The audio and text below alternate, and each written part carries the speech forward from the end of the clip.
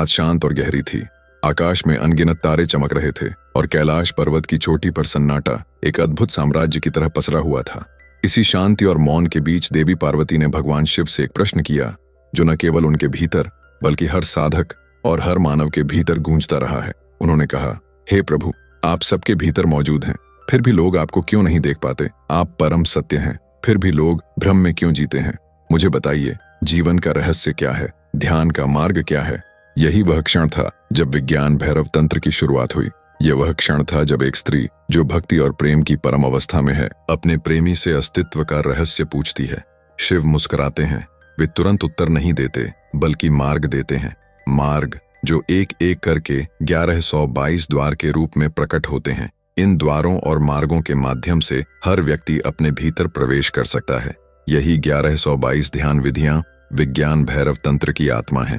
ओशो ने इन्हें आधुनिक युग के मनुष्य के लिए ऐसे शब्दों में प्रस्तुत किया कि हर खोजी और साधक इसे समझ सके और जीवन में अनुभव कर सके। ओशो कहते हैं कि यह पुस्तक किसी धर्म ग्रंथ की तरह नहीं है, यह विज्ञान है। यह उस चेतना का विज्ञान है जो तुम्हारे भीतर है। यह उस रहस्य का विज्ञान है जो हर सांस में छिपा हुआ है। यही कारण है कि इस पुस्तक का नाम उन्होंने दिया द बुक ऑफ सीक्रेट्स, क्योंकि यह रहस्य किसी और का नहीं, तुम्हारे अपने हैं, तुम्हारे भीतर छिपे हुए हैं। ओशो बताते हैं कि शिव का यह संवाद जीवन के हर प्रश्न का उत्तर है। यह दर्शन नहीं, अनुभव की किताब है। शिव कोई व्यक्ति नहीं है, वे चेतना का प्रतीक हैं। पार्वती केवल भक्त नहीं है, वे जीवन की जिज्ञासा हैं। जब जीवन स्वयं चेतना से प्रश्न पूछता है तब यह संवाद घटता है। शिव कहते हैं, हे देवी, जब तुम मुझे खोजती हो तो तुम पहले से ही उसी दिशा में चल रही हो जहां मैं हूं। बस ध्यान करो। और ध्यान का अर्थ केवल आंख बंद करना नहीं है। ध्यान का अर्थ है जागना, पूरी तरह से हो जाना। ध्यान कोई क्रिया नहीं, यह होने की अवस्था है। ओशो बताते हैं कि ध्यान कोई तकनीक नहीं है, यह जागरूकता का स्वाद है। अगर तुम सांस लेते समय जागरूक हो तो वह ध्यान है। अगर तुम क्रोध में जागरूक हो वह भी ध्यान है। अगर तुम प्रेम करते हुए, चलते हुए, बोलते हुए, खाते हुए जागरूक हो वही ध्यान है। ध्यान का अर्थ है जो कुछ भी हो रहा है उसे बिना निर्णय किए देखना। विज्ञान भैरव तंत्र की पहली शिक्षा यही है कि ध्यान मंदिर में नहीं, जीवन में खोजो। यही वह बिंदु है जहां से परिवर्तन शुरू होता है। जब तुम अपने भीतर को देखना शुरू करते हो तब बाहरी दुनिया का आकर्षण धीरे धीरे फीका पड़ने लगता है। तुम्हारा ध्यान भीतर चला जाता है और तभी तुम्हें अपने भीतर शिव यानी शुद्ध चेतना का अनुभव होता है। ओशो कहते हैं कि तुम्हारे भीतर एक शिव सोया हुआ है और यह पुस्तक उसे जगाने की विधि है। इस पुस्तक में आगे शिव 112 ध्यान विधियां बताते हैं। इनमें कुछ प्रमुख विधियां हैं जैसे सांस पर ध्यान करना, भावनाओं के बीच ठहरना, क्षण को बिना भूत और भविष्य के देखना, ध्वनि, मौन और शून्य का साक्षी बनना, इच्छा के बिना प्रेम करना और मृत्यु को भी ध्यान का द्वार बनाना। हर विधि हर व्यक्ति के लिए अलग है क्योंकि हर व्यक्ति की चेतना अलग है। किसी के लिए ध्यान सांस से जुड़ा होता है, किसी के लिए हृदय से, किसी के लिए ध्वनि से और किसी के लिए शून्य से। ओशो कहते हैं कि यह पुस्तक हमें यह नहीं सिखाती कि किसे पूजना है, बल्कि यह हमें सिखाती है कि कौन देख रहा है। जब देखने वाला अपने देखने की प्रक्रिया को समझ लेता है तब वह स्वयं को जानता है। यही आत्मा का अनुभव है। ध्यान कोई अभ्यास नहीं, यह जीवन का स्वभाव है। यह सिखाता है कि शिव और शक्ति का यह संवाद कोई पौराणिक कथा नहीं बल्कि तुम्हारे भीतर घटित होने वाला नाटक है। तुम्हारा मन प्रश्न पूछता है और तुम्हारी चेतना उत्तर देती है। ओशो कहते हैं कि अगर तुम इस पुस्तक को केवल पढ़ोगे तो यह केवल शब्द बनेगी, लेकिन अगर तुम इसे जियोगे, इसे अनुभव करोगे तो यह तुम्हें बदल देगी, तुम्हारे भीतर के सोए हुए शिव को जगाएगी और तुम्हें अपने अस्तित्व का सच्चा अनुभव कराएगी। इस तरह विज्ञान भैरव तंत्र केवल एक किताब नहीं है, यह जीवन की गहराई को समझने की कला है। यह तुम्हें सिखाता है कि जीवन का रहस्य बाहर नहीं, भीतर है और वास्तविक ध्यान का अर्थ है पूरी तरह जागरूक होना, अपने हर अनुभव में उपस्थित रहना और स्वयं के भीतर छिपे सत्य को देखना।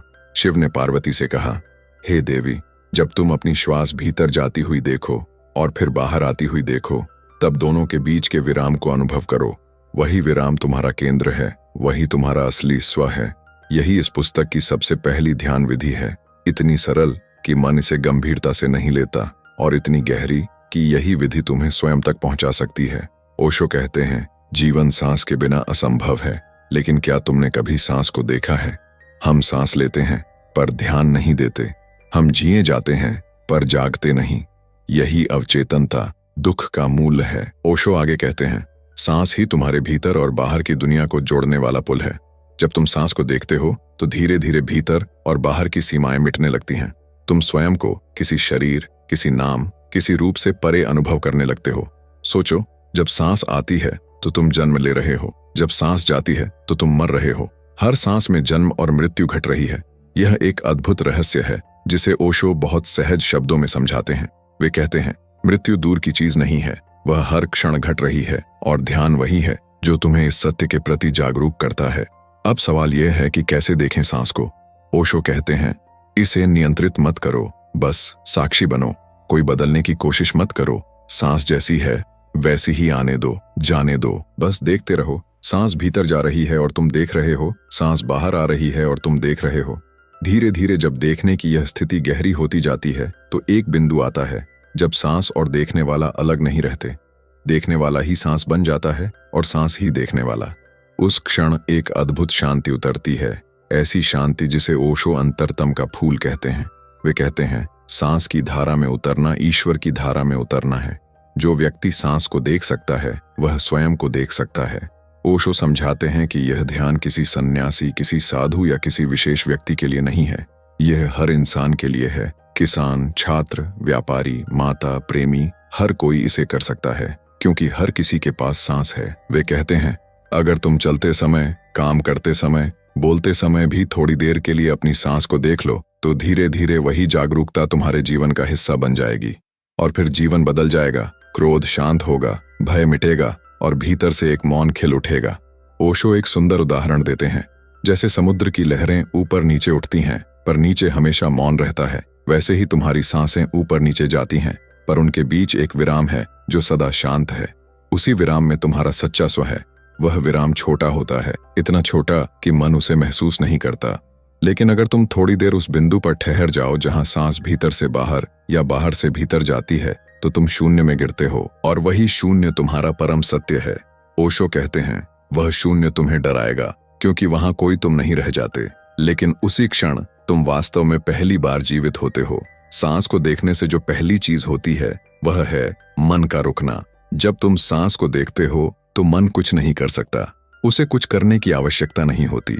जब मन कुछ नहीं कर सकता तो वह थक जाता है। वही ध्यान का पहला स्वाद है। फिर दूसरी चीज होती है भावनाओं का रूपांतरण। जो व्यक्ति सांस को देखता है उसका क्रोध भी शांत हो जाता है क्योंकि वह अब प्रतिक्रिया नहीं करता, वह साक्षी बन जाता है। तीसरी चीज होती है भय का अंत। जब तुम हर सांस के साथ मृत्यु को देख लेते हो तो मृत्यु अब तुम्हें डरा नहीं सकती, तुम उसके साथ मित्रता कर लेते हो। ओशो कहते हैं, सांस को देखना ही भगवान को देखना है क्योंकि जीवन और भगवान एक ही हैं। शिव ने जो कहा था, हे देवी, श्वास के बीच में जो बिंदु है वही मैं हूं, यही इस पूरे रहस्य का हृदय है। ओशो इसे विस्तार से समझाते हैं, तुम्हें ईश्वर किसी मंदिर में नहीं मिलेगा, तुम्हें वह मिलेगा जब तुम अपनी ही सांस के भीतर उतरोगे, क्योंकि वही तुम्हारी सबसे निकटतम वास्तविकता है। ईश्वर दूर नहीं है, तुम्हारे हर श्वास के भीतर छिपा है। धीरे धीरे जब साधक इस ध्यान में गहराता है तो वह पाता है कि सांस तो चल रही है लेकिन वह अब केवल देखने वाला है। और फिर एक क्षण आता है जब देखने वाला भी गायब हो जाता है, केवल मौन रह जाता है, केवल उपस्थिति रह जाती है। ओशो कहते हैं, वह अवस्था ध्यान की नहीं, ध्यान से परे की है। वही भैरव है, वही शिव है। शिव ने पार्वती से कहा, हे देवी, जब तुम्हारा मन किसी विचार के आरंभ और अंत के बीच में ठहर जाए तब तुम अपने वास्तविक स्वरूप को जान सकोगी। ओशो कहते हैं, यहाँ शिव मन के विराम की बात कर रहे हैं। ये विराम कोई बाहरी शांति नहीं है, ये भीतर का मौन है जहाँ कोई विचार, कोई इच्छा, कोई कल्पना नहीं रहती। लेकिन ये विराम करने से नहीं आता, ये अपने आप घटता है जब तुम सजग हो जाते हो। हमारा मन लगातार भागता रहता है, जैसे कोई बंदर एक डाली से दूसरी डाली पर कूदता है। विचार एक के बाद एक आते रहते हैं और हम उसी धारा में बह जाते हैं। ओशो कहते हैं, तुम्हारा मन विचारों का नहीं, विचारों की निरंतरता का गुलाम है। अगर बीच में थोड़ी सी जगह आ जाए, थोड़ी सी खामोशी उतर आए, तो वही तुम्हें तुम्हारे असली अस्तित्व से मिलाती है। उन्होंने एक सुंदर उदाहरण दिया, जब बिजली चमकती है तो अंधेरा गायब नहीं होता, बस कुछ क्षण के लिए रोशनी आती है। वैसे ही जब कोई विचार आता है तो तुम्हारे भीतर की मौनता छिप जाती है, लेकिन वह मौन हमेशा वहां है, हर विचार के बीच छिपा हुआ। अब सवाल यह है कि वह मौन कैसे महसूस हो। ओशो कहते हैं, उसे बनाना नहीं है, उसे देखना है। जैसे ही तुम किसी विचार को आते हुए देखो और फिर जाते हुए देखो, तुम्हारे भीतर एक छोटा सा विराम पैदा होता है। वही विराम तुम्हारे ध्यान का बीज है। मान लो तुम्हारे भीतर एक विचार आया, मुझे सफलता चाहिए। जैसे ही यह विचार आता है, तुम सामान्यतः उसमें खो जाते हो। लेकिन अगर तुम बस यह देखो कि एक विचार आया है, तो तुम उस विचार से अलग हो जाते हो। अब तुम विचार नहीं बल्कि देखने वाले हो, और जो देखने वाला है वही आत्मा है, वही चेतना है। ओशो कहते हैं, तुम्हें विचार से लड़ना नहीं है। लड़ोगे तो विचार और मजबूत हो जाएगा। बस उसे देखो और वह अपने आप मिट जाएगा, क्योंकि विचार की शक्ति तुम्हारे ध्यान से आती है। जब तुम उसे ध्यान देते हो, वह जीवित रहता है। जब तुम साक्षी बन जाते हो, वह मर जाता है। यहाँ से ध्यान की असली यात्रा शुरू होती है। पहले चरण में तुम देखते हो अपनी श्वास, दूसरे चरण में तुम देखते हो अपने विचार, तीसरे चरण में तुम देखते हो देखने वाला। और जब देखने वाला भी देखने से विलीन हो जाता है, तो केवल मौन रह जाता है। वही मौन ओशो मृत्यु से परे की स्थिति कहते हैं। वहां कोई मैं नहीं, कोई तू नहीं, कोई दुनिया नहीं, केवल शुद्ध उपस्थिति है। ओशो ने एक जगह कहा, मन को शांत करने की कोशिश करना ऐसा है जैसे समुद्र की लहरों को हाथ से रोकने की कोशिश करना। बस उन्हें देखते रहो और धीरे धीरे तुम पाओगे कि लहरें उठ रही हैं, गिर रही हैं, पर तुम तो वहीं हो, मौन, अचल, साक्षी। वे कहते हैं, जब यह समझ तुम्हारे भीतर गहराई तक उतर जाती है, तो तुम्हें पता चलता है कि मन कोई शत्रु नहीं है। वह सिर्फ एक यंत्र है, एक टूल है। तुम जितना उससे पहचानना छोड़ देते हो, उतना ही वह शांत हो जाता है। और इस अवस्था में जो मौन जन्म लेता है, वह खामोश नहीं, वह जीवित है। उसमें ऊर्जा है, प्रेम है, करुणा है। ओशो कहते हैं, वह मौन मृत नहीं बल्कि सजीव है। वही मौन संगीत बन जाता है, वही मौन प्रेम बन जाता है, वही मौन प्रार्थना बन जाता है। उन्होंने इसे एक और सुंदर दृष्टांत से समझाया, जैसे बर्फ पिघलकर पानी बन जाती है और पानी भाप बनकर हवा में विलीन हो जाता है। वैसे ही विचार जब पिघलते हैं तो मौन में विलीन हो जाते हैं, और उस मौन में तुम ब्रह्मांड से एक हो जाते हो। इस अवस्था में व्यक्ति के भीतर एक अनोखी सहजता आती है। वह अब किसी से नहीं लड़ता, किसी को बदलने की कोशिश नहीं करता, न किसी को दोष देता है। वह बस सब कुछ जैसा है वैसे ही स्वीकार करता है। यही स्वीकृति ध्यान का सबसे सुंदर फूल है।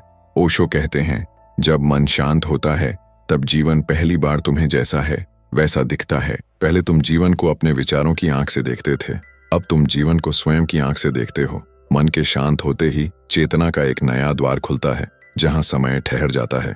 वह क्षण तुम्हारे जीवन का सबसे पवित्र क्षण होता है।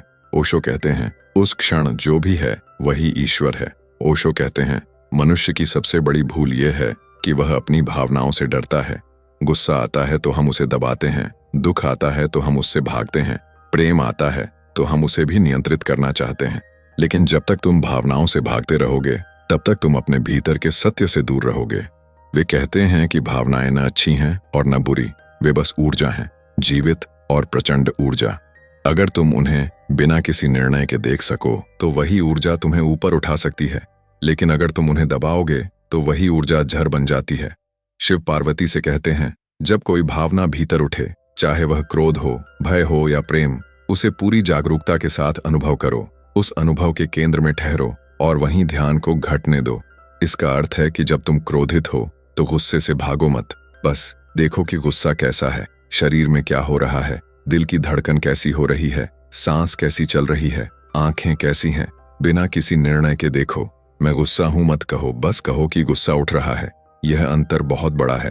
ओशो कहते हैं, जैसे ही तुम यह कहते हो कि गुस्सा उठ रहा है, तुम देखने वाले बन जाते हो। अब तुम गुस्से नहीं बल्कि साक्षी हो, और जहां साक्षी है वहां परिवर्तन स्वतः घटता है। उन्होंने कहा, भावनाओं को दबाना ऐसा है जैसे किसी उबलते पानी पर ढक्कन रख देना। बाहर से सब शांत दिखेगा, लेकिन भीतर विस्फोट चल रहा होगा। यही कारण है कि हम अक्सर छोटी छोटी बातों पर फट पड़ते हैं, क्योंकि भीतर बहुत कुछ दबा हुआ होता है। ओशो कहते हैं, भावनाओं को दबाओ मत, उन्हें जियो, लेकिन पूरी जागरूकता के साथ। अगर तुम क्रोधित हो तो उसे दबाओ मत, बस उसके साथ उपस्थित रहो। तुम देखोगे कि जैसे जैसे तुम उसे देखते रहोगे, वह गुस्सा धीरे धीरे ठंडा पड़ जाएगा, और जब वह ठंडा पड़ता है तो उसके नीचे एक गहरी शांति मिलती है। उन्होंने एक सुंदर उदाहरण दिया, अगर तुम समुद्र की सतह पर देखो तो वहां तूफान है, लहरें हैं, लेकिन अगर तुम थोड़ा गहराई में उतर जाओ तो वहां हमेशा मौन है। वही बात तुम्हारी भावनाओं के साथ है। सतह पर तूफान है, भीतर मौन है। वे कहते हैं, भावनाएं तुम्हें सतह से भीतर ले जाने का रास्ता है। अगर तुम भागो मत। हर भावना एक द्वार है, गुस्से का द्वार, दुख का द्वार, प्रेम का द्वार। कोई भी भावना अगर पूरी सजगता से देखी जाए तो वह तुम्हें भीतर के केंद्र तक ले जाती है। लेकिन मन हमेशा कहता है यह भावना गलत है, इसे मत जियो। इसी कारण हम उसे दबाते हैं। ओशो कहते हैं जब भी तुम गलत या सही कहते हो तुम ध्यान खो देते हो। ध्यान का अर्थ है बिना निर्णय के देखना। वे समझाते हैं अगर तुम अपने दुख को भी पूरी तरह स्वीकार कर लो तो वही दुख करुणा में बदल जाता है। अगर तुम अपने गुस्से को देख लो तो वही गुस्सा ऊर्जा बन जाता है। अगर तुम अपने भय को देख लो तो वही भय जागरूकता में बदल जाता है। भावनाएं तुम्हारे भीतर की शक्ति है। वे तुम्हारे शत्रु नहीं बल्कि शिक्षक हैं। वे तुम्हें बताती हैं कि तुम्हारे भीतर अभी कहाँ जागरूकता नहीं पहुंची है। ओशो कहते हैं हर भावना तुम्हारे भीतर के अंधेरे को उजागर करने आई है। अगर तुम उसे देख सको तो वह अंधेरा भी प्रकाश बन जाएगा। उन्होंने एक और खूबसूरत दृष्टांत दिया। अगर तुम रात से भागोगे तो कभी सूरज नहीं देख पाओगे। तुम्हें रात के अंधेरे से गुजरना ही होगा ताकि भोर का उजाला दिखाई दे। ओशो ने यह भी कहा कि हर भावना में ध्यान की संभावना छिपी है। अगर तुम प्रेम में हो तो प्रेम को ध्यान बनाओ। अगर तुम दुखी हो तो दुख को ध्यान बनाओ। अगर तुम क्रोधित हो तो क्रोध को ध्यान बनाओ। कैसे? बस देखने से, बिना भागे और बिना निर्णय के। क्योंकि जब तुम देखते हो तो केवल देखने वाला ही रह जाता है, भावना मिट जाती है। और जब देखने वाला रह जाता है तो वही तुम्हारा केंद्र प्रकट होता है। वही शिव है, वही भैरव है। उन्होंने कहा तुम्हारी भावनाएं तुम्हें भीतर बुला रही हैं। उन्हें शत्रु मत समझो। वे दरवाजे हैं, दीवारें नहीं। यही इस अध्याय का रहस्य है। जब तुम हर भावना को ध्यान का द्वार बना लेते हो तो जीवन का हर क्षण ध्यान बन जाता है। फिर तुम्हें ध्यान करने के लिए किसी मंदिर या पर्वत पर जाने की जरूरत नहीं। तुम्हारा क्रोध, तुम्हारा दुख, तुम्हारा प्रेम सब ध्यान का मार्ग बन जाते हैं। और तब तुम पाते हो कि अब कुछ भी तुम्हें विचलित नहीं करता, क्योंकि तुम अब केंद्र में हो, वहां जहां तूफान भी शांत लगते हैं। ध्यान का अर्थ भागना नहीं है बल्कि जीवन के हर अनुभव को पूरी सजगता से जीना है। जब तुम भावनाओं के साथ उपस्थित रहते हो तो वे तुम्हें भीतर के मौन तक पहुंचा देती हैं। ओशो कहते हैं मनुष्य अपने शरीर के साथ अजीब व्यवहार करता है। वह या तो इसे भोगता है या इससे भागता है, परंतु इसे देखता नहीं। यही कारण है कि न भोगने वाला सुखी है, न भागने वाला शांत है। सुख का द्वार शरीर की समझ में छिपा है, न कि उसे नकारने या दमन करने में। शिव पार्वती से कहते हैं हे देवी, जब तुम किसी शरीर के अंग में आनंद या पीड़ा का अनुभव करो, उस बिंदु पर अपना ध्यान ले जाओ।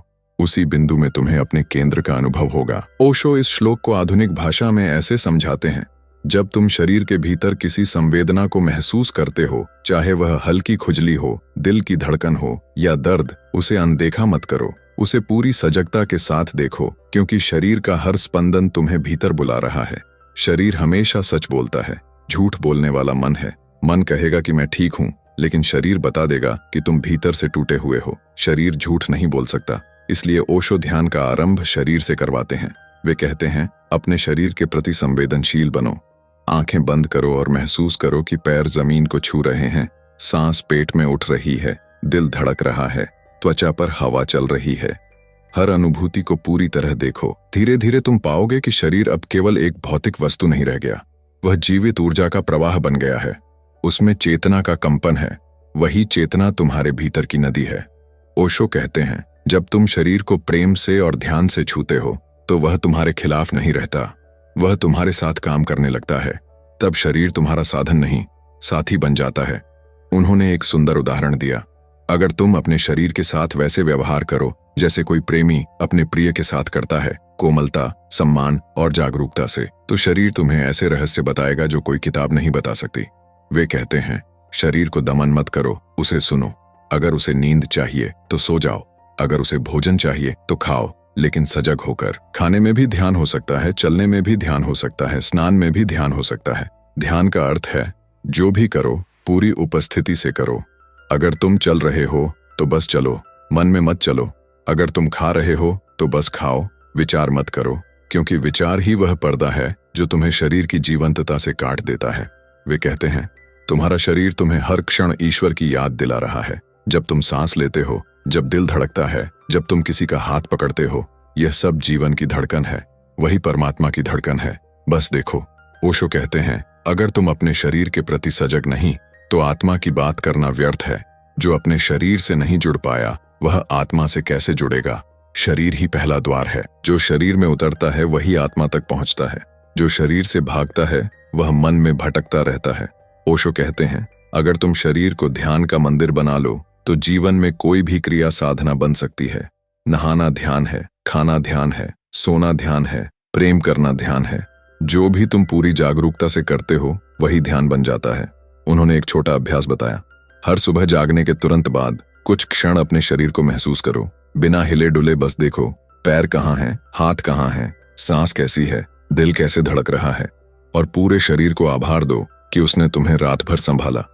ओशो कहते हैं, जिसने शरीर के प्रति कृतज्ञता सीखी उसने ध्यान की पहली सीढ़ी पार कर ली। धीरे धीरे जब यह सजगता बढ़ती है तो तुम शरीर के भीतर की ऊर्जा को महसूस करने लगते हो।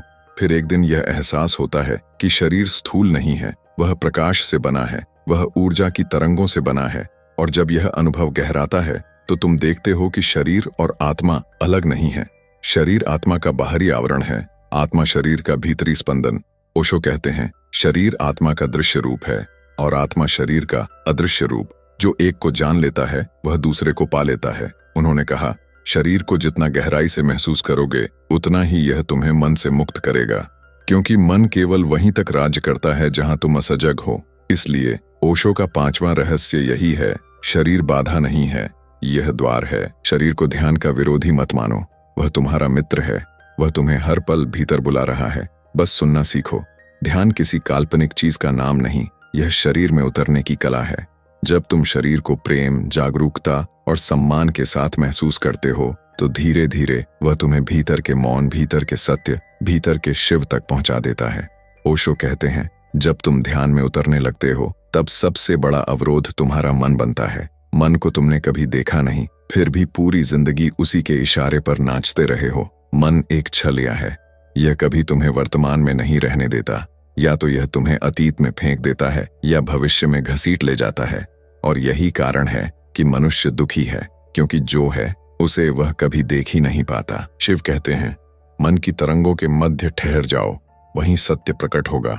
ओशो इस सूत्र की व्याख्या करते हुए कहते हैं कि अगर तुम अपने विचारों को देख सको बिना उनमें बहें तो एक दिन ऐसा क्षण आता है जब विचार रुक जाते हैं। नहीं, वे किसी जोर या अनुशासन से नहीं रुकते, बल्कि तुम्हारी जागरूकता के भार से गिर पड़ते हैं। जब तुम साक्षी बन जाते हो तब मन का खेल समाप्त हो जाता है।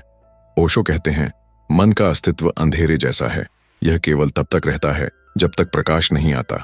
जब ध्यान का दीपक जलता है तो मन का अंधकार अपने आप मिट जाता है। इसीलिए ओशो बार बार कहते हैं, मन से लड़ो मत, उसे देखो।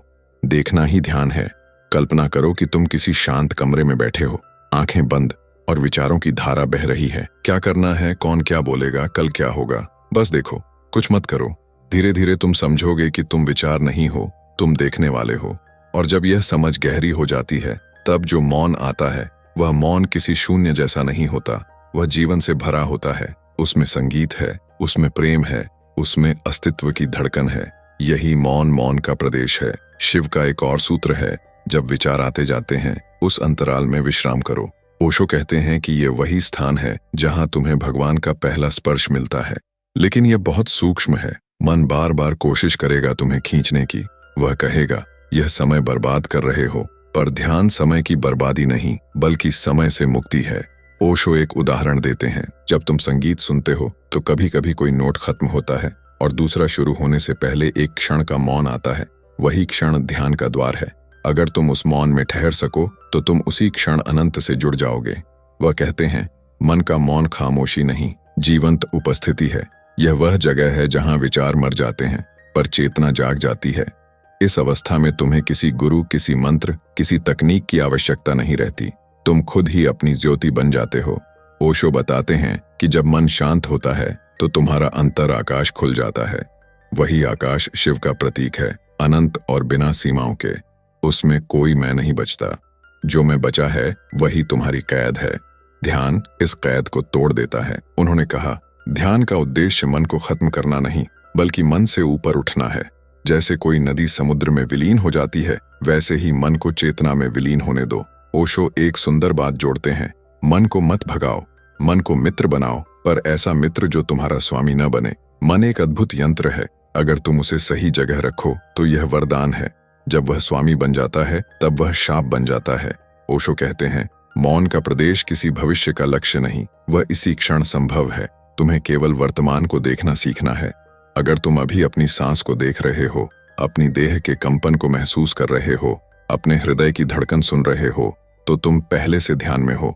तुमने भैरव के द्वार पर कदम रख दिया है। वह कहते हैं, जब तुम भीतर उतरते हो तो पहले तुम्हें डर लगता है क्योंकि भीतर अंधेरा है, पर वही अंधेरा तुम्हें उजाला देगा, क्योंकि मन के परे जो मौन है वही तुम्हारी असली पहचान है, वही आत्मा है, वही ईश्वर है। ओशो कहते हैं, ध्यान में गिरो, गिरने से मत डरो, क्योंकि ध्यान में गिरना ही उड़ान है। मन से नीचे गिरते हुए तुम अस्तित्व के शिखर तक पहुंच जाते हो। ओशो कहते हैं, प्रेम वह अग्नि है जो तुम्हें भीतर जला देती है, परंतु उसी आग में तुम खुद को खो भी देते हो। यही ध्यान है। अगर तुम प्रेम में पूरी तरह डूब जाओ तो तुम अपने अलग मैं को भूल जाते हो, और वही भूल, वही विलीन होना तुम्हें परम सत्य तक ले जाता है। शिव पार्वती से कहते हैं, जब तुम किसी को पूरी तरह प्रेम करो तब मैं और तू का भेद मिट जाता है। वही एकत्व है, वही भैरव की अवस्था है। ओशो इसे आधुनिक भाषा में समझाते हैं, प्रेम केवल किसी का हाथ पकड़ना या किसी को चाहना नहीं है। प्रेम का अर्थ है पूरी चेतना के साथ उपस्थित रहना। जब तुम किसी के करीब हो, पूरी उपस्थिति से तुम सोच नहीं रहे कि क्या होगा, क्या सही है, क्या गलत है, बस अनुभव कर रहे हो। यही सच्चा प्रेम है। वे कहते हैं कि प्रेम और ध्यान अलग नहीं है। जो प्रेम में उतरता है वही ध्यान में उतरता है। जब प्रेम में कोई नियंत्रण, कोई डर, कोई अपेक्षा नहीं बचती, तब वही प्रेम ध्यान का जीवित रूप बन जाता है। ओशो समझाते हैं कि शरीर इस प्रेम की अग्नि को अनुभव करने का माध्यम है। शरीर के बिना प्रेम केवल विचार बन जाता है। शरीर से होकर प्रेम जब जागरूकता में आता है तो वह ध्यान और ऊर्जा का संगम बन जाता है। इसीलिए शिव कहते हैं, शरीर, मन और आत्मा तीनों का संगम प्रेम में ही पूर्ण होता है। इसका अभ्यास ओशो के अनुसार बहुत सरल है, लेकिन बेहद गहरा। उदाहरण के लिए, जब तुम किसी के साथ बैठे हो, बस देखो, सुनो, महसूस करो, बिना किसी विचार या निर्णय के। सांस उनकी सांस में, हृदय उनकी धड़कन में, आंखें उनके विचारों में पूरी तरह मिल जाओ। इसी मिलन में तुम्हें स्वयं का साक्षात्कार होता है। ओशो कहते हैं, जब तुम प्रेम को केवल भावना समझते हो तब वह क्षणिक होता है। जब तुम प्रेम को ध्यान बनाते हो तब वह अनंत बन जाता है। वही वह अनुभव है जिसे शिव ने भैरव तंत्र में छिपाया है। वे समझाते हैं कि प्रेम का ध्यान केवल दूसरों तक सीमित नहीं है।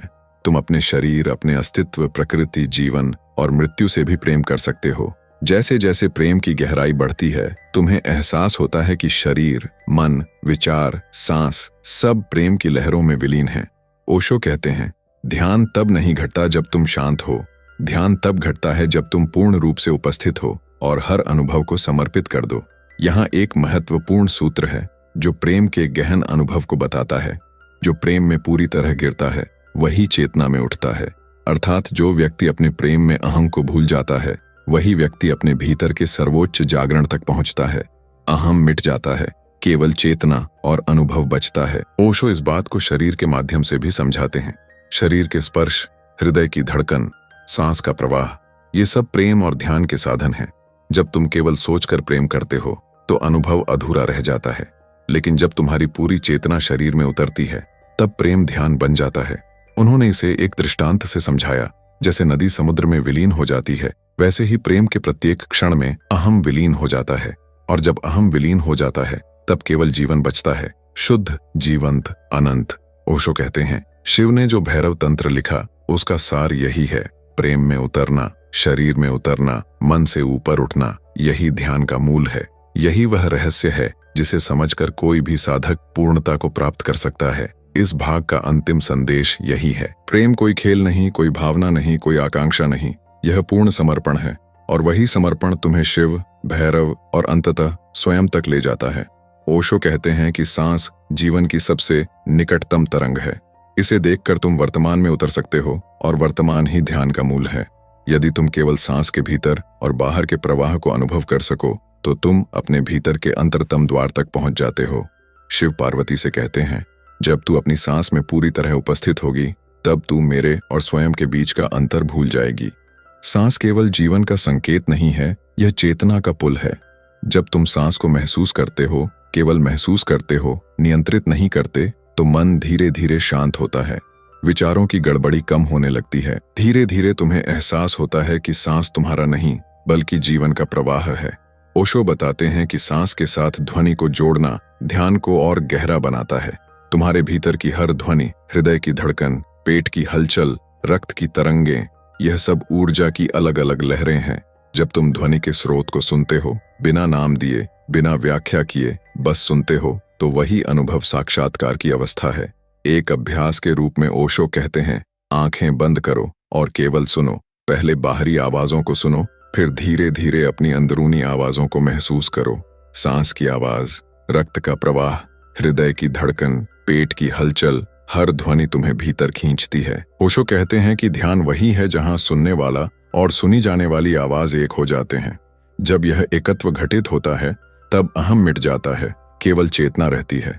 यही अंतरतम ऊर्जा है।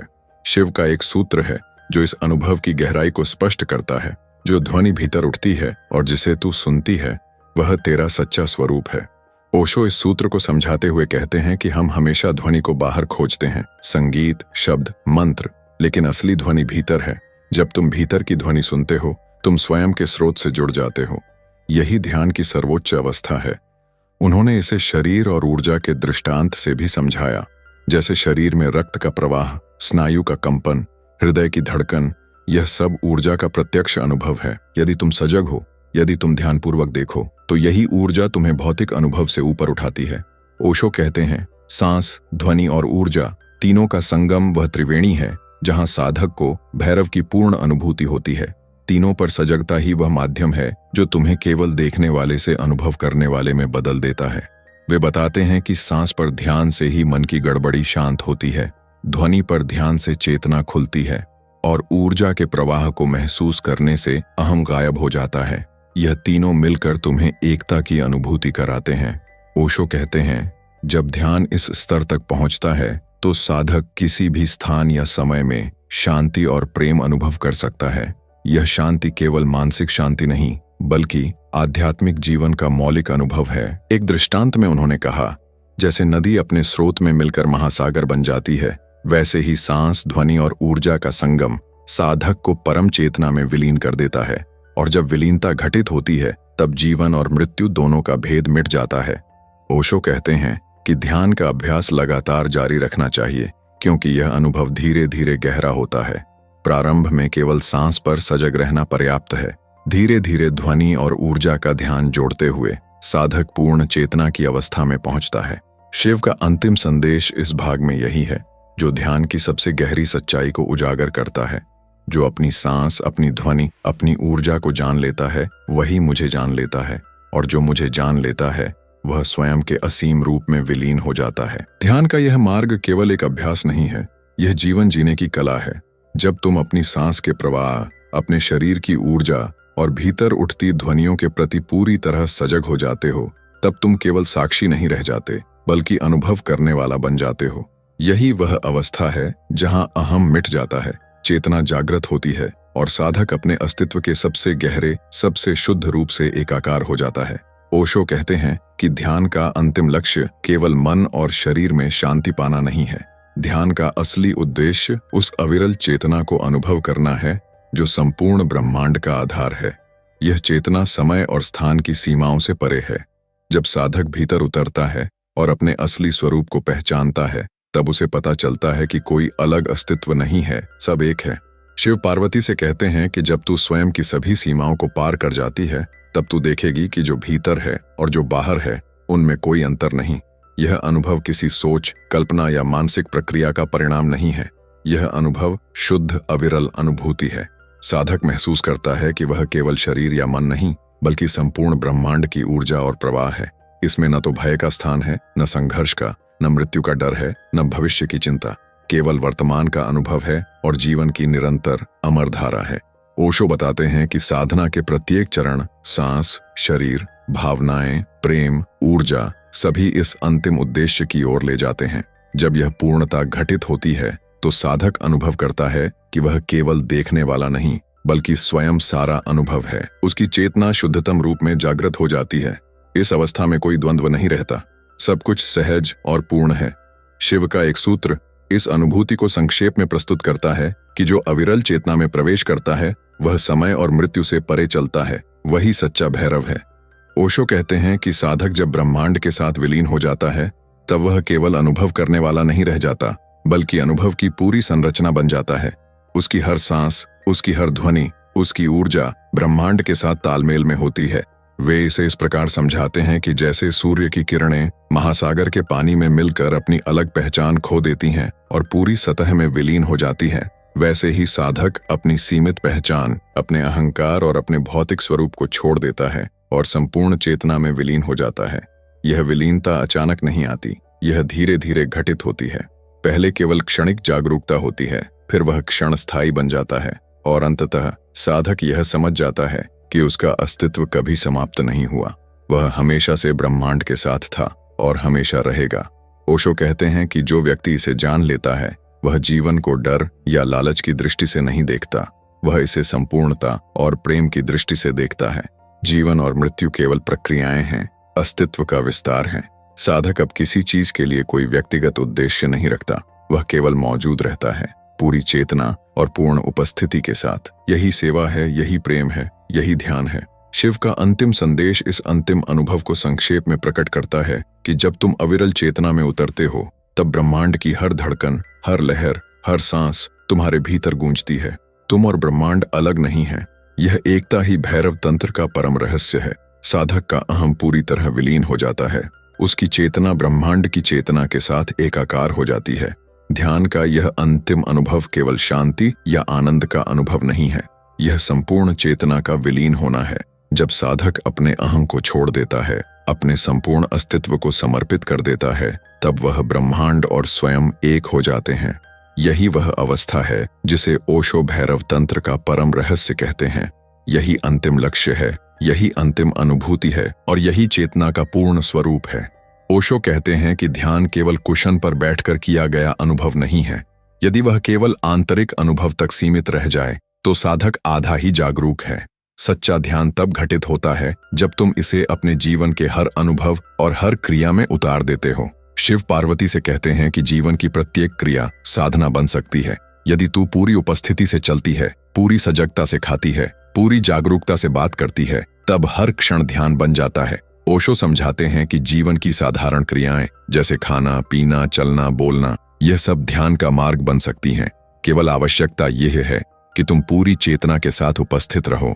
जब तुम्हारी चेतना हर क्रिया में उतर जाती है तो वह क्रिया साधना बन जाती है। भोजन करते समय केवल खाना मत देखो, बल्कि हर निवाला, हर स्वाद, हर गति में उपस्थित रहो। चलने के समय केवल पांव के कदमों में सजग रहो, सांस के प्रवाह को महसूस करो, हृदय की धड़कन को जानो। बोलते समय अपने शब्दों में पूरी सजगता हो, विचारों में ध्यान बना रहे।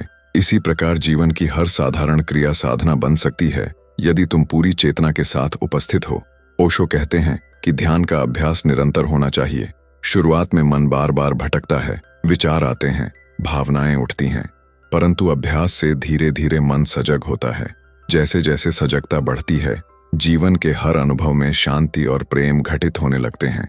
साधक पाता है कि उसका अस्तित्व केवल एक शारीरिक या मानसिक क्रिया नहीं है, बल्कि उसका प्रत्येक अनुभव चेतना की उपस्थिति से भरा है। वे कहते हैं कि जो व्यक्ति अपने दैनिक जीवन में ध्यान को उतार देता है, वह केवल ध्यान का अनुभव नहीं करता, वह खुद जीवन बन जाता है। उसकी हर क्रिया प्रेम, चेतना और संतुलन से भर जाती है। जैसे नदी अपने जल को सभी नदियों और महासागर में मिलाकर समृद्ध हो जाती है, वैसे ही साधक अपने ध्यान को जीवन की हर क्रिया में फैलाता है। धीरे धीरे जीवन के हर क्षेत्र, कार्य, संबंध, परिवार, समाज में वह गहरी जागरूकता, शांति और आनंद अनुभव करता है। ओशो यह भी बताते हैं कि साधना निरंतर अभ्यास के बिना स्थायी नहीं होती। वे कहते हैं कि प्रत्येक दिन कुछ समय केवल अपने भीतर के मौन, अपनी सांस, अपनी ऊर्जा और प्रेम में उपस्थित रहने का अभ्यास करना चाहिए। यह अभ्यास साधक को याद दिलाता है कि उसका असली घर चेतना है, अहम नहीं। सरल लेकिन गहन अभ्यास यह है कि दिन में 3 बार थोड़ी देर के लिए अपने शरीर, अपनी सांस और भावनाओं पर पूरी सजगता से ध्यान देना। धीरे धीरे यह केवल अभ्यास नहीं रहता, बल्कि जीवन का स्वभाव बन जाता है। ओशो समझाते हैं कि जब साधना जीवन में प्रवाहित होती है, तब ध्यान केवल व्यक्तिगत अनुभव नहीं रह जाता, बल्कि इसका प्रभाव संपूर्ण वातावरण में फैलता है। तुम्हारी शांति, प्रेम और सजगता दूसरों तक पहुंचती है। यही भैरव तंत्र का सामाजिक आयाम है। साधक वही नहीं जो केवल मठ या मंदिर में बैठता है। साधक वही है जो बाजार में, घर में, कार्यस्थल में, खेल में भी पूरी सजगता और प्रेम के साथ उपस्थित रहता है। ओशो अंतिम संदेश में कहते हैं कि ध्यान का अनुभव केवल निजी सुख नहीं है, यह जीवन की हर क्रिया में प्रेम, सजगता और चेतना का विस्तार है। जब तुम इसे अपने जीवन में उतार देते हो, तब साधना और जीवन का अंतर मिट जाता है। जीवन का हर क्षण पूर्णता बन जाता है। ध्यान का वास्तविक उद्देश्य केवल आंतरिक अनुभव नहीं है, इसे रोजमर्रा के जीवन में उतारना, हर क्रिया को सजगता और प्रेम के साथ करना, यही साधना का वास्तविक अभ्यास है। यही मार्ग साधक को अविरल चेतना, जीवन की पूर्णता और ब्रह्मांड के साथ एकत्व तक ले जाता है। ओशो कहते हैं कि ध्यान और प्रेम अलग नहीं है। जब तुम जीवन में पूरी उपस्थिति से मौजूद रहते हो, जब हर क्रिया, हर सांस, हर स्पर्श तुम्हारी पूर्ण सजगता में घटित होता है, तब वही प्रेम बनता है और वही ध्यान बन जाता है। यही भैरव तंत्र का अंतिम रहस्य है। शिव पार्वती से कहते हैं कि प्रत्येक क्षण, प्रत्येक अनुभव, प्रत्येक सांस, यह सब ध्यान का अवसर है। जब तू इसे पहचान लेती है, तब जीवन केवल जियाने का नाम नहीं रह जाता, यह पूर्णता और आनंद का अनुभव बन जाता है। ओशो समझाते हैं कि हम जीवन का केवल एक छोटा हिस्सा ही सच में अनुभव करते हैं। अधिकांश समय हम या तो अतीत में जीते हैं या भविष्य की चिंता में रहते हैं। वास्तविक जीवन वह है जो वर्तमान में घट रहा है, और ध्यान हमें उसी वर्तमान में ले जाता है। जब तुम वर्तमान में पूरी तरह उपस्थित होते हो, तो अनुभव स्वतः गहरा, व्यापक और सुंदर हो जाता है। प्यार, देखना, सुनना, छूना, सभी क्रियाएं साधना बन जाती हैं। इसी अवस्था में अहम धीरे धीरे समाप्त हो जाता है और केवल चेतना शुद्ध रूप में बचती है। ओशो एक महत्वपूर्ण सूत्र साझा करते हैं कि ध्यान केवल कुशन पर बैठकर नहीं होता। ध्यान तब होता है जब तुम जीवन के हर क्षण में सजग और जागरूक रहो। यही अंतिम ध्यान है। इसका अर्थ यह है कि भोजन करना, चलना, बात करना, कार्य करना, खेलना, सभी साधना बन सकते हैं यदि तुम्हारा पूरा ध्यान उस क्षण में मौजूद हो। जब तुम पूरी सजगता और प्रेम के साथ उपस्थित होते हो, तो मन के भ्रम स्वतः मिट जाते हैं। ओशो बताते हैं कि प्रेम भी इसी जागरूकता से जन्म लेता है। प्रेम केवल भावना नहीं, केवल आकर्षण नहीं, यह संपूर्ण चेतना की उपस्थिति है। जब तुम किसी को, किसी चीज को या किसी क्षण को पूरी चेतना और प्रेम से अनुभव करते हो, तब अहम गायब हो जाता है, और जब अहम नहीं रह जाता, तब केवल एकत्व और पूर्णता बचती है। शिव कहते हैं कि जब हर क्षण में तू सजग और प्रेम पूर्ण होगी, तब तेरा जीवन ध्यान बन जाएगा और तुझे मेरे दर्शन की आवश्यकता नहीं होगी। मैं हर क्षण तेरे भीतर हूँ। ओशो समझाते हैं कि यही साधना का अंतिम लक्ष्य है, अविरल चेतना में जीना, जो केवल कुछ विशिष्ट समय या साधना के क्षणों तक सीमित न रहे। जीवन का हर क्षण इस जागरूकता और प्रेम से भरा हुआ हो। साधक वही है जो प्रत्येक क्षण में सजग है, जो हर क्रिया में प्रेम और चेतना डालता है। यह साधक किसी मठ या गुफा में नहीं, बल्कि जीवन के बीच में, घर में, बाजार में, समाज में भी साधक बन सकता है। ओशो बताते हैं कि जीवन की हर कठिनाई, हर चुनौती भी इस साधना का हिस्सा बन सकती है। जब तुम सजग रहते हो, तो कठिनाई केवल अभ्यास बन जाती है, भय केवल जागरूकता में बदल जाता है, और संघर्ष केवल चेतना की परीक्षा बन जाता है। जीवन की प्रत्येक परिस्थिति, प्रत्येक संवेदना, प्रत्येक क्षण, यह सब साधना में परिवर्तित हो जाता है यदि तुम पूरी चेतना और प्रेम से उपस्थित हो। अंततः ओशो का संदेश स्पष्ट है कि ध्यान और प्रेम केवल विधि या तकनीक नहीं है, यह जीवन जीने का तरीका है। जब तुम जीवन के हर क्षण में उपस्थित हो, तब हर सांस, हर स्पर्श, हर क्रिया, सभी साधना बन जाती है। यही भैरव तंत्र का अंतिम रहस्य है, यही पूर्णता है। जीवन का हर क्षण साधना और प्रेम का अवसर बन सकता है। ध्यान और प्रेम को रोजमर्रा की जिंदगी में उतारना ही भैरव तंत्र का अंतिम रहस्य है। जब साधक पूरी चेतना और प्रेम के साथ प्रत्येक क्षण में उपस्थित होता है, तब वह ब्रह्मांड, जीवन और स्वयं के साथ पूर्ण एकत्व में पहुंच जाता है। इस तरह साधना केवल कुशन पर बैठकर नहीं, बल्कि हर क्रिया में उतरकर, हर क्षण को सजग और प्रेमपूर्ण बनाकर जीवन की पूर्णता को प्राप्त करने का मार्ग बन जाती है। यही वह मार्ग है जिसे भैरव तंत्र में सर्वोच्च रहस्य के रूप में छिपाया गया है। ओशो कहते हैं कि भैरव तंत्र केवल रहस्य, तकनीक या सिद्धियों का संग्रह नहीं है, यह जीवन और चेतना का विज्ञान है। यह जीवन जीने की कला है और प्रेम का अनुभव है। जो इसे समझता है, वह केवल विचारों या शब्दों में नहीं, बल्कि अनुभव में जागरूक रहता है। शिव पार्वती से कहते हैं कि जो इसे पढ़ता है और अभ्यास करता है, वह केवल मेरे दर्शन तक नहीं पहुंचता, वह स्वयं के भीतर के अनंत और शुद्ध स्थान तक पहुंच जाता है। यही तंत्र का सार है। ओशो बताते हैं कि भैरव तंत्र की 112 तकनीकें केवल विभिन्न द्वार हैं। प्रत्येक द्वार एक नया मार्ग खोलता है। किसी द्वार में सांस पर पूर्ण सजगता, किसी में ध्वनि और ऊर्जा का अनुभव, किसी में प्रेम और भावनाओं का गहन ध्यान शामिल है।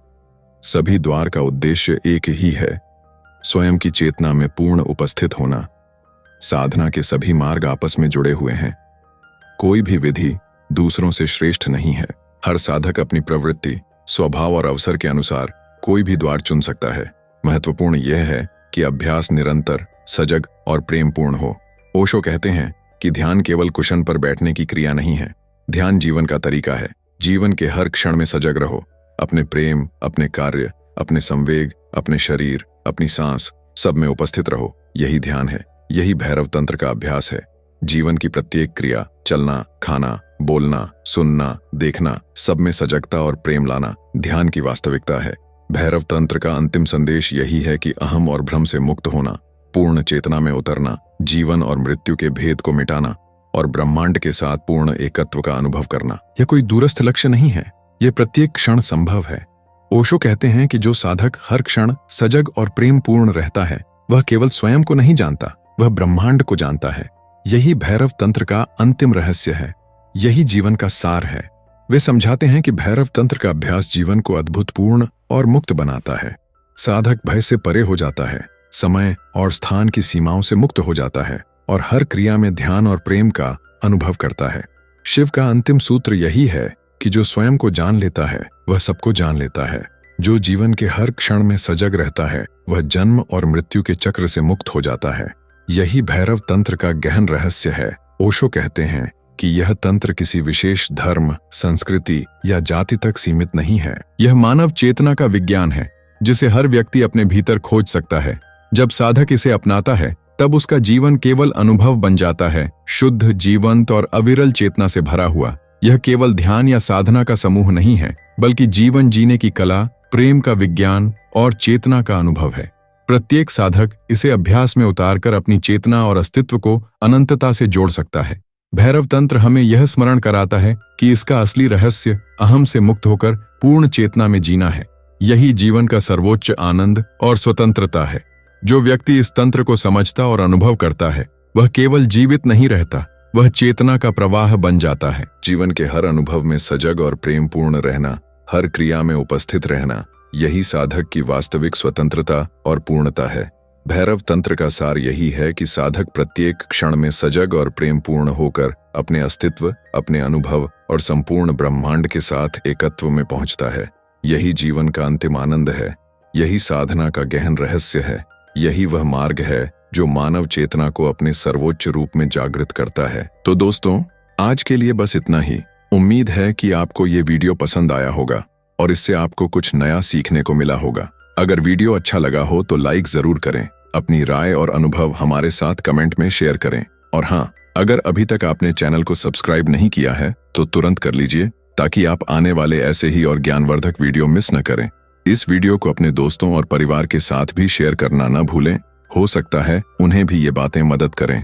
धन्यवाद दोस्तों, मिलते हैं अगले वीडियो में एक नई सीख और नई प्रेरणा के साथ।